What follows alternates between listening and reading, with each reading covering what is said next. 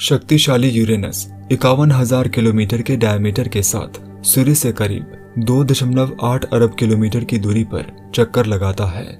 ये आकर्षक विशालकाय प्लेनेट हमारे नीले प्लेनेट से 4 गुना बड़ा है। इस प्लेनेट का नाम ग्रीक दुनिया के एक देवता के नाम पर रखा गया है। ये खगोलीय पिंड हमारे सोलर सिस्टम में तीसरा सबसे बड़ा प्लेनेट है। ये न केवल यूरेनस के शानदार डायमेंशंस हैं जो इस विशाल प्लेनेट पर वैज्ञानिकों का ध्यान बनाए रखते हैं, बल्कि ऐसी बहुत सी रहस्यमयी घटनाएं हैं जो रिसर्चर्स को इस प्लेनेट की ओर आकर्षित करती हैं। अभी हाल ही में नासा के जाने माने रिसर्चर्स ने कुछ महीने पहले ही इस बर्फ के विशालकाय प्लेनेट पर कुछ रहस्यमय घटनाओं का पता लगाया है। ये रोमांचक खोज किस बारे में है और कौन सी अनूठी विशेषताएं हैं जो इस प्लेनेट को हमारे सोलर सिस्टम का 7वां प्लेनेट बनाती हैं, आज इस वीडियो में हम जानेंगे। रहस्यमय एक्स-रेज। ऐसा लगता है कि इस खगोलीय पिंड पर दर्ज की गई हर एक खोज के साथ यूरेनस अजनबी होता जा रहा है। हाल ही में नासा के वैज्ञानिकों ने यूरेनस के रहस्यों की सूची में एक अनूठी एंट्री जोड़ने में कामयाबी हासिल की है। खगोल वैज्ञानिकों ने वास्तव में पाया कि ये विशाल प्लेनेट एक्स-रेज का उत्सर्जन करता है, जिसकी वैज्ञानिकों को उम्मीद नहीं थी। हालांकि कुछ डिटेक्ट किए गए सिग्नल्स सूर्य से रिफ्लेक्ट हुए हो सकते हैं। कुछ परिस्थितियों से पता चलता है कि एक्स-रे एमिशन का ज्यादातर हिस्सा प्लेनेट से ही आता है, लेकिन ये कैसे संभव है? फैक्ट ये है कि एक्स-रे को पृथ्वी पर मेजर किया जा सकता है, जो अंतरिक्ष के विशाल विस्तार से ओरिजिनेट होती हैं। ये अपने आप में दुर्लभ नहीं है। हम लंबे समय से जानते हैं कि ये सिग्नल्स हमारे सोलर सिस्टम में कई खगोलीय ऑब्जेक्ट्स द्वारा पैदा होते हैं, खासतौर पर यूरेनस और नेपच्यून। ये 2 ऐसे प्लेनेट हैं जिन पर अभी भी बहुत कम रिसर्च हुई है और ये अब तक एक्स-रेज का उत्सर्जन करने वाले प्लेनेट्स की सूची से गायब थे। रिसर्चर्स ने इस बर्फ के विशालकाय प्लेनेट के बारे में अपनी समझ को गहरा करने के लिए चंद्र टेलीस्कोप द्वारा कलेक्ट किए गए डेटा को रिव्यू करने का निर्णय लिया। फैक्ट ये है कि प्लेनेटरी सिस्टम के 7वें प्लेनेट पर हमें कॉस्मिक आश्चर्य देखने को मिलते हैं और ये बात पिछले मूल्यांकन के दौरान सामने आए चौंकाने वाले परिणामों से साबित होती है। उनके अनुसार इस खगोलीय पिंड की बेसिक ओरिएंटेशन थोड़ी बाहर की ओर प्रतीत होती है। डिटेल में कहा जाए तो ऐसा प्रतीत होता है कि यूरेनस का axis of magnetic field, axis of rotation और ऑर्बिटल प्लेन दोनों से दूर के कोण पर है। यह कॉस्मिक एक्सिस टोशन है। टोशन यानी एक्शन ऑफ ट्विस्टिंग, मुड़ने की क्रिया, जिसके बारे में संदेह है कि इसी वजह से एक्स-रे इमिशन हो रहा है।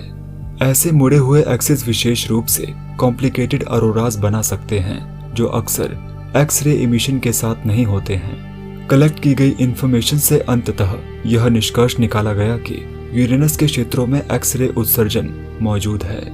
हालांकि डेटा ने इस सवाल को अंतिम जवाब नहीं दिया कि इन रोमांचक सिग्नल्स का क्या कारण है। रेडिएशन की वास्तविक इंटेंसिटी ने संकेत दिया है कि इसे केवल यूरेनस के वायुमंडल द्वारा सूर्य से एक्स-रे इमिशन के बिखरने से नहीं समझाया जा सकता। जैसा कि विज्ञान में अक्सर होता है, यहाँ भी यही सच है। इस गैलेक्टिक रहस्य की तह तक जाने के लिए इस बहुत ही रोमांचक प्रश्न के उत्तर के बारे में और डिटेल में जांच करने की आवश्यकता है। वैज्ञानिक वर्तमान में केवल थ्योरीज पर भरोसा कर सकते हैं, तो ऐसे कौन से नेचुरल प्रोसेस हैं जो प्लेनेट द्वारा एक्स-रे एमिट करने का कारण बन सकते हैं?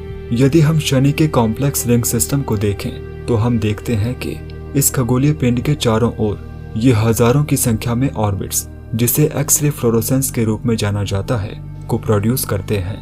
ये तब होता है जब शनि की रिंग्स से सूर्य के चार्ज पार्टिकल्स टकराते हैं। हम जानते हैं कि यूरेनस में भी एक रिंग सिस्टम है। भले ही इसकी तुलना शनि से नहीं की जा सकती, लेकिन थियोरेटिकली ये कल्पना की जा सकती है कि यूरेनस के रिंग्स भी एक्स-रे फ्लोरोसेंस प्रोड्यूस करते हैं। एक और एक्सप्लेनेशन शक्तिशाली जुपिटर की तरह यूरेनस पर होने वाले अरोरास के प्रभावों पर आधारित है। लेकिन सच क्या है, वैज्ञानिक नहीं जानते। रिसर्चर्स को अभी यकीन नहीं है कि असल में यूरेनस पर इस तरह के अरोरास का क्या कारण होगा। झुका हुआ प्लेनेट। जैसा कि हमने शुरुआत में मेंशन किया है कि यूरेनस का एक्सिस ऑफ रोटेशन झुका हुआ है।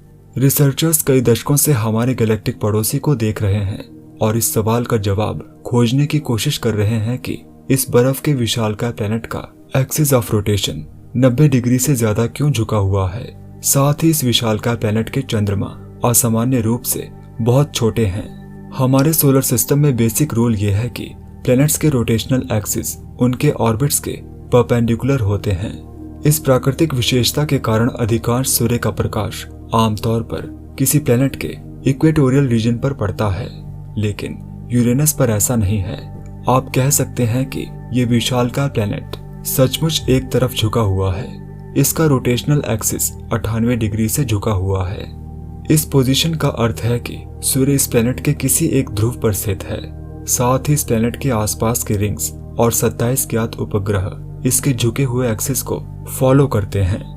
लंबे समय से रिसर्चर्स का मानना है कि यूरेनस हमेशा से इसी तरह से झुका हुआ नहीं था। डिटेल में कहूं तो यूरेनस के इस झुकाव का कारण किसी दूसरे खगोलीय पिंड के साथ अतीत में हुई एक टक्कर है। इस थीसिस की जांच के संदर्भ में समस्या ये है कि रिसर्चर्स के सिमुलेशंस यूरेनस के इस झुकाव को सटीक रूप से समझाने में सक्षम नहीं हैं। सबसे बड़े विरोधाभासों में से एक ये है कि रिसर्चर्स के मॉडल हमेशा इस निष्कर्ष पर पहुंचे कि टकराव और उससे पैदा हुई मलबे की डिस्क के परिणाम स्वरूप इस खगोलीय ऑब्जेक्ट का द्रव्यमान अभी जितना है की तुलना में काफी बड़ा होना चाहिए। टोक्यो इंस्टीट्यूट ऑफ टेक्नोलॉजी के कुछ रिसर्चर्स अब कुछ स्पेशल फैक्टर्स को शामिल करके इन विरोधाभासों को दूर करने में सफल रहे हैं। वैज्ञानिकों का मॉडल अब बिल्कुल सटीक रूप से दिखाता है कि ये विशाल प्लैनेट सोलर सिस्टम के शुरुआती समय में बर्फ के एक प्लैनेट से टकराया था। इस खगोलीय ऑब्जेक्ट का द्रव्यमान हमारी पृथ्वी से करीब 3 गुना हो सकता है। इस कॉस्मिक टकराव के परिणाम स्वरूप यूरेनस अपने एक्सिस पर झुक गया और झुके हुए चंद्रमा और रिंग ऑर्बिट सिस्टम बन गया, जो कुछ इस तरह का दिखाई देता है। एक गैलेक्टिक टकराव। एक नए एंगल से एक्सिस के झुकाव के कारणों की जांच करने के लिए वैज्ञानिकों ने सबसे पहले हमारी पृथ्वी पर ध्यान दिया। असल में वैज्ञानिकों को संदेह है कि 4.5 अरब साल पहले मार्स के आकार के एक चट्टानी खगोलीय ऑब्जेक्ट के इम्पैक्ट से हमारे प्लैनेट और चंद्रमा का निर्माण हुआ। डिटेल में कहूं तो रिसर्चर्स का मानना है कि इस तरह की प्लैनेट्स की टक्कर सोलर सिस्टम के शुरुआती समय में आम थी। हालांकि चट्टानी प्लैनेट्स पर इम्पैक्ट्स का प्रभाव सोलर सिस्टम के बाहरी प्लैनेट्स की तुलना में अलग हो सकता है।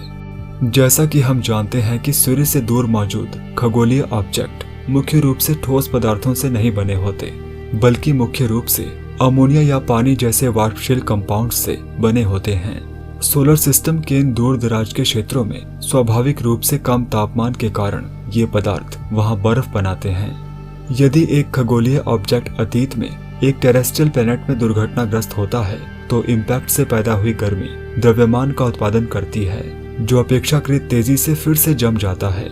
यूरेनस के मामले में वैज्ञानिक मानते हैं कि प्लैनेट्स की टक्कर के दौरान रिलीज हुआ द्रव्यमान लंबे समय तक गैसियस ही रहा।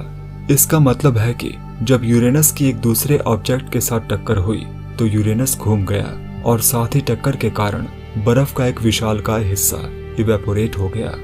इस प्रोसेस में बनने वाले बादल से न केवल इस प्लैनेट का नया कोर बल्कि इसके चंद्रमाओं के साथ साथ रिंग्स भी विकसित हुए। हालांकि रिलीज हुए मटेरियल बादलों का केवल एक छोटा सा हिस्सा ही खुद को रिंग्स और चंद्रमाओं में व्यवस्थित कर पाया। इसका एक बड़ा हिस्सा ब्रह्मांड के विशाल विस्तार में खो गया था।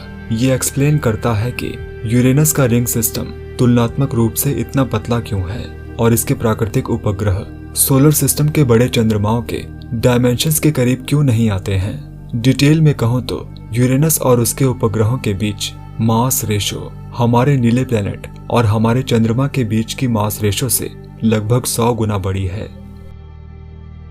अंततः जापानीज रिसर्चर्स पहली बार एक ऐसा मॉडल विकसित करने में सफल हुए जिसकी मदद से इस विशालकाय प्लैनेट के एक्सिस रोटेशन के कारणों और रिजल्टिंग इफेक्ट्स को अच्छे से समझाया जा सकता है।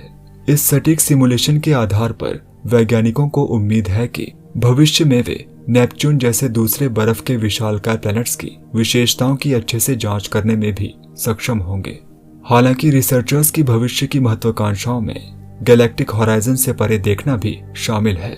इस बीच हमारे सोलर सिस्टम से परे सैकड़ों प्लैनेट्स की खोज की गई है, जिनके यूरेनस जैसे बर्फ के विशालकाय प्लैनेट होने का भी संदेह है। जापानीज रिसर्चर्स का मॉडल भविष्य में दूर की दुनियाओं के फॉर्मेशन के इतिहास को समझने में भी मदद कर सकता है। आपको यूरेनस की कौन सी प्राकृतिक विशेषता सबसे ज्यादा आकर्षित करती है? अपने विचार और अपने सुझाव कमेंट्स में जरूर दीजिएगा।